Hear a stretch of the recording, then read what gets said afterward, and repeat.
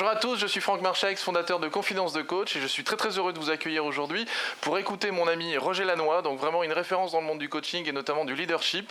Bonjour Roger. Bonjour Franck, c'est un plaisir de te voir. Particulièrement connu notamment pour être le représentant d'Anthony Robbins, un de nos mentors communs. On s'est rencontrés notamment pendant plusieurs de ses formations, Exactement. Aussi une formation de Richard Bandler où c'est là où on avait vraiment matché ensemble. Moi j'avais envie de t'entendre aujourd'hui sur un domaine qui te touche particulièrement et dans lequel tu as vraiment une compétence particulière, c'est le leadership. Yes. Et quand on a échangé sur la préparation de cette vidéo, tu m'as dit qu'il y avait vraiment tu avais une manière vraiment de retenir qu'est-ce que c'était que le leadership, qu'est-ce que c'était qu'un bon leader. Et là-dessus, tu avais un acronyme pour choper ça, plusieurs lettres. Vas-y, je t'écoute. Justement, d'abord, pour moi, un leader, il n'y a pas des bons, il y a des leaders extraordinaires. Ouais. Pour commencer, outstanding, comme dirait Tony. Et pour moi, un leader, c'est une chose que j'ai appris avec Tony Robbins aussi, un leader, c'est un communicateur d'émotions.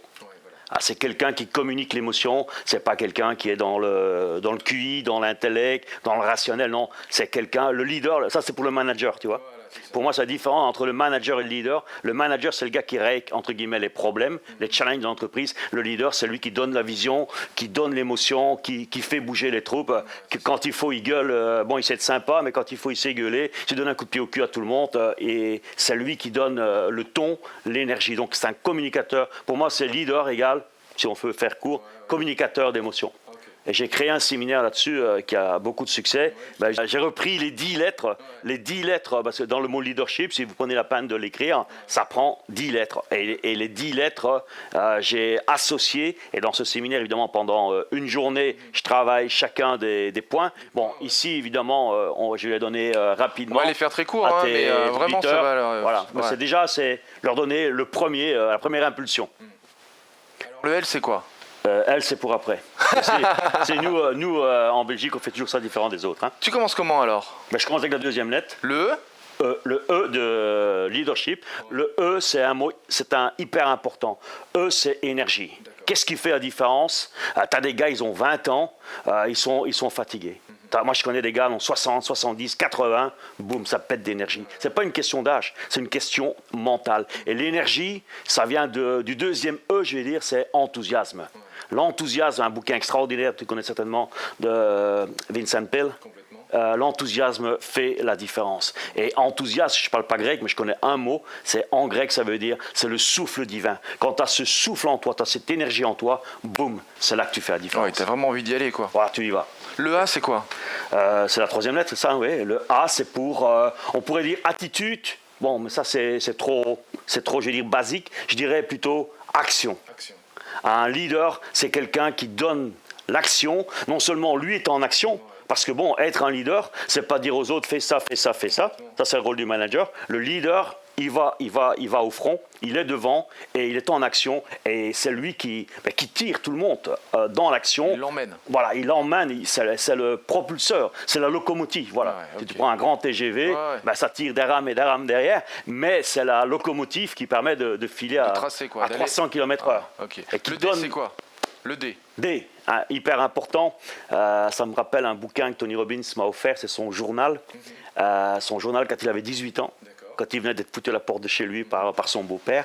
Et dans ce journal, c'est un super cadeau. Pour moi, ça vaut plus qu'un Picasso. C'est avec ses notes, tu vois. Il était en train de lire un bouquin extraordinaire de Napoleon Hill. C'est Réfléchir et devenir riche. Et à un moment, Tony, il écrit dedans « The key is desire ». La clé, c'est le désir. Alors la question, les gars, ceux qui m'écoutez, messieurs, dames, c'est est-ce que vous voulez vraiment réussir ? C'est ça la question. Est-ce que vous voulez vraiment réussir ? À combien est votre désir ?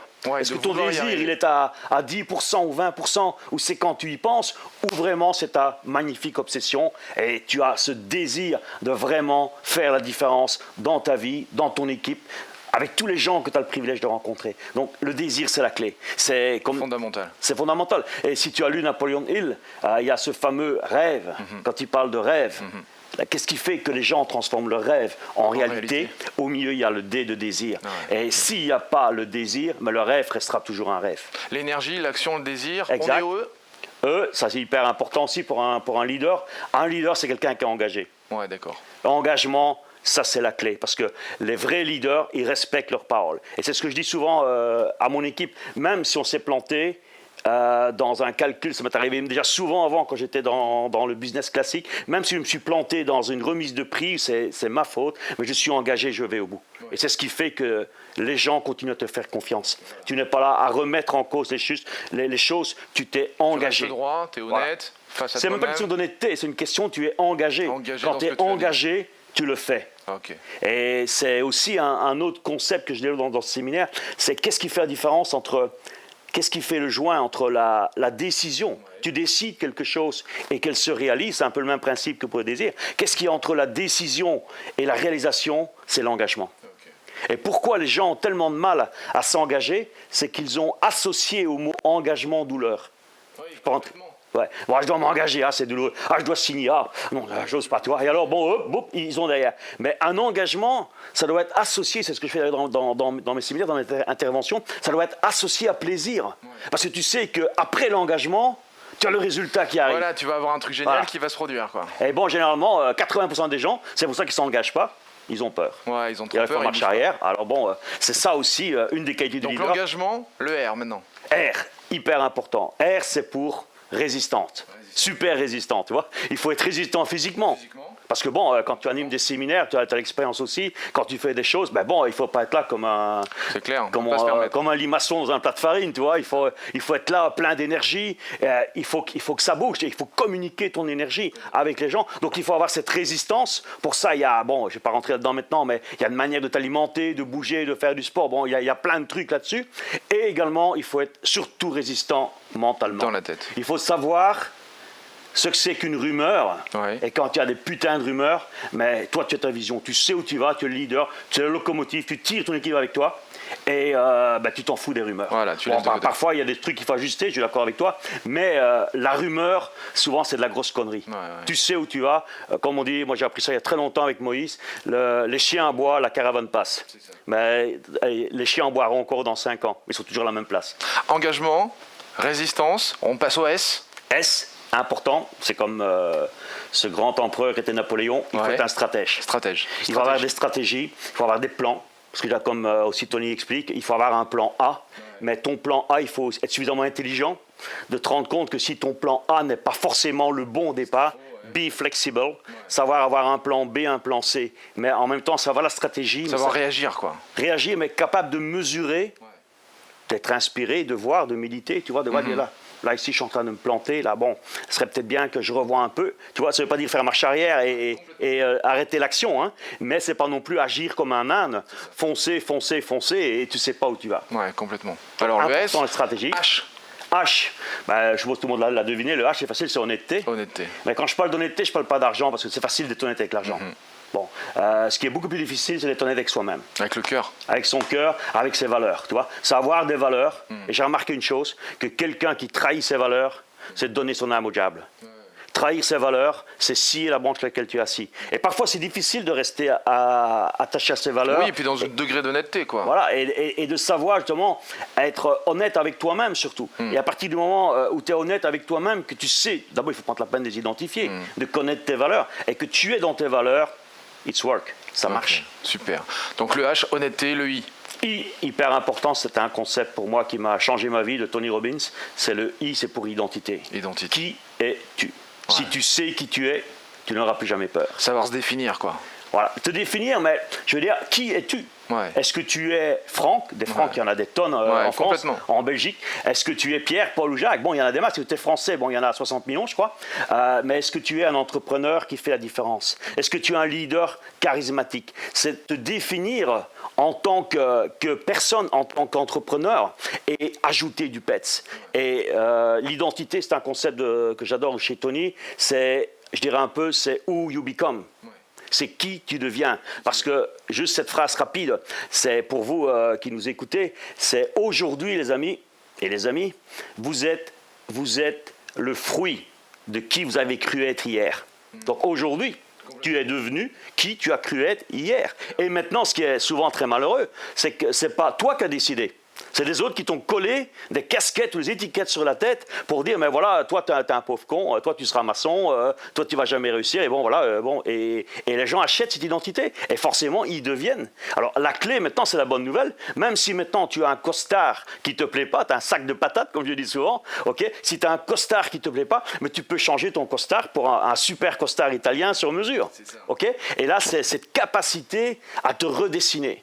Et pour ça, il faut te poser et définir who are you? Qui es-tu? Donc honnêteté, identité, le P. Le P, c'est hyper important. Le P, c'est il faut être professionnel. Professionnel. Professionnel, il faut être sérieux dans ce qu'on fait sans se prendre au sérieux. Ce soir, j'ai remarqué une chose, et toi aussi, c'est que les gens qui se prennent trop au sérieux, il faut te méfier. C'est ça. Parce qu'il y a quelque chose, pas les masques, tu vois, il y a quelque chose qui se cache. Être professionnel, mais bon, c'est savoir faire les choses comme il faut, sans se prendre au sérieux. Voilà, j'adore ça. C'est savoir faire les choses sérieusement, sans se prendre au sérieux. Et si ça, tu c'est te prends au sérieux, là, tu es en train de gonfler l'ego. Et comme dit mon ami Deepak Chopra, avec qui j'ai eu l'occasion de beaucoup partager, la clé du succès, les amis, et la clé d'un leader, c'est de mettre son ego. Parce que la plupart des leaders, ils croient qu'être leader, c'est avoir un ego à 100% et tout dans l'ego. Et non, la clé du leadership, c'est ce que Deepak m'a une fois raconté, la clé du leadership, c'est de savoir mettre son ego le plus proche possible de zéro. Tu n'arrives jamais à zéro. On a tous un peu d'ego. Sinon, on ne serait plus ici, on serait déjà parti de l'autre côté. Tu vois. Mais ça, c'est hyper important. Et être un leader, c'est savoir rester humble, l'humilité, et mettre ton, comme disait mon ami Bill Imprimento, fous ton ego dans ton back pocket. Tu vois. Tu mets ton ego dans... T'as compris. Donc là, on vient de terminer la lettre, on reboucle, on revient au L. Bah voilà, et comme ça, la boucle sera, et la boucle est bouclée. Voilà. Alors le L, c'est quoi? Alors, le L, moi je dirais, je l'ai gardé pour la fin. Tu vois, souvent, quand je fais un séminaire, parfois je le fais sur un week-end, je vais plus en profondeur sur les points. Et le L, si tu veux, je leur dis d'abord à tous les personnes qui sont là, il y a des centaines, parfois 500 ou 1000 personnes, je leur dis, écoutez les gars, on a bossé là pendant 8 heures, ou un jour et demi, presque 2 jours ensemble, et tout ça, tout ce que je viens de vous montrer, c'est 10% de ce qu'un leader a besoin. C'est 9 points, c'est 10%.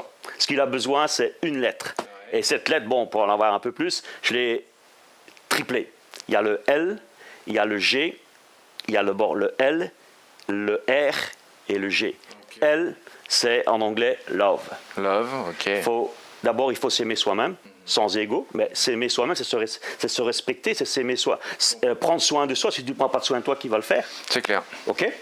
Bon, c'est vrai que j'ai une charmante épouse qui prend très soin de moi, mais je veux dire, c'est hyper important de prendre soin de toi, prendre soin de ce qui rentre dans ta tête, tu vois. Mais c'est surtout, c'est aimer les gens. Aimer les gens, tout est dans l'amour. Quand tu aimes les gens, regarde tous les grands leaders, que ce soit des gars comme Mandela, tout le monde sont à genoux devant ces gars-là. Quand tu regardes Gandhi, ils ont un dénominateur commun. Ce sont des gens qui aiment. Ils aiment ce qu'ils font. Ils sont passionnés. Mon ami Tony Robbins, la même chose, tu vois. C'est quelqu'un qui aime les gens. Deepak Chopra, c'est un très grand leader. C'est quelqu'un qui aime les gens. Et quand tu aimes les gens, eh bien là, tu fais la différence. Ça, c'est aimer. Ça, c'est pour moi le mot-clé. Et les deux autres, c'est G. Pour gratitude. Gratitude. Avoir la gratitude. Un leader, il est seul. Et sa seule connexion, c'est avec son créateur. Et c'est lui qui peut t'inspirer. Moi, c'est lui qui m'inspire, qui me guide, qui me donne la protection et qui me donne cette force. Voilà, la force, la santé, le fait d'avancer. Et la gratitude, c'est savoir dire merci. Merci pour des petites choses. Mais merci de m'avoir invité. Merci, mon Dieu, d'avoir le privilège de t'avoir comme ami, tu vois. De savoir dire merci pour des petites choses. C'est parce que les gens, parfois, ils attendent d'avoir reçu le nirvana pour dire merci. Dis merci, bon, merci pour cette tasse de café que tu m'offres. Ça va? Savoir dire merci. C'est hyper important. Et avoir cette connexion sur un leader, tu es seul. C'est ça.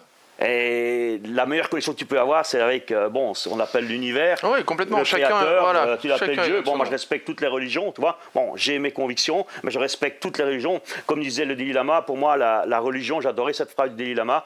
Je ne suis pas bouddhiste, mais j'adore ce qu'il fait. Le Dalai Lama dit, les religions, c'est fait pour rapprocher les gens, et pas pour les diviser, ni non plus pour faire la guerre. Au contraire, c'est fait aussi pour s'aimer et avoir cette connexion avec les autres. Et dis-moi le R. Ah oui, putain, il restait le R. Alors, le R, c'est pas Rogers. Hein. Le R, c'est très simple, c'est avoir le respect. Respect. Respecter les autres, respecter l'environnement, respecter la vie et respecter les gens. Et parce qu'un leader, c'est parce qu'on te fout une casquette sur ta tête. Ça, c'est la maladie de beaucoup de leaders. Pour ça, je déteste l'armée, tu vois. On te met une casquette sur la tête, tu as une casquette où tu as deux, trois... tu as un peu des bazars jaunes sur ta manche. Mais bon, ils croient qu'ils peuvent en imposer. Le respect, et je terminerai là-dessus, c'était aussi une phrase clé de mon ami Moïse, mon premier coach, premier mentor. Moïse dit toujours, le respect, c'est pas quelque chose qui s'impose. C'est ce qui se passe souvent à l'armée, dans la hiérarchie classique. C'est quelque chose qu'on impose, je suis ton chef de service, donc maintenant, toi, tu fermes ta gueule. Respect, on l'obtient. C'est moi. Le respect, on le mérite. On le mérite. On le mérite. Et un vrai leader, il n'a pas besoin de dire qu'il est le leader. Il a respecté parce qu'il a respecté ses 10 points, mais surtout les deux derniers, LG, sans publicité pour les écrans. C'est ça. Love et gratitude. Love et gratitude. Et juste pour tenir sur gratitude, c'est une phrase aussi, une phrase que j'aime beaucoup, c'est où il y a la gratitude, la peur s'envole. Et souvent, ce qui brûle les leaders, c'est la peur. La peur d'avancer et dans l'équipe aussi. Donc il faut savoir vaincre la peur de l'équipe, tu vois. Et quand tu as la gratitude, c'est impossible. Si tu es en état de remerciement, en état de méditation, de gratitude, c'est impossible d'avoir peur. Et le meilleur vaccin contre la peur, c'est d'agir, bien sûr, et d'avoir en toi, l'agir, c'est pour la partie physique, et au niveau mental, au niveau de ton âme, avoir ce niveau de gratitude. Et là, je te dis, la fumée magique. Merci Roger. Merci Francky. Vraiment j'adore, enfin ton énergie, tout ça, ça fait longtemps maintenant qu'on se connaît, mais c'est toujours pareil, enfin tu me donnes une patate pas possible. Alors mes amis, moi je vous encourage vraiment à en savoir plus sur Roger, on mettra toutes les informations sous cette vidéo. À très bientôt Roger, merci encore. Merci. À bientôt. God bless you. Ciao. Merci. Et si cette vidéo vous a plu, vous pouvez simplement vous inscrire sur la chaîne Confidence de Coach et la partager avec tous vos amis. Bien évidemment, pensez à nous laisser un commentaire juste au-dessous de cette vidéo afin que je puisse répondre à chacune de vos questions. Et si vous voulez voir toutes les vidéos dès qu'elles sortent, le plus simple, c'est de nous laisser vos coordonnées sur le site internet, sur notre formulaire d'inscription. Alors au revoir et à bientôt.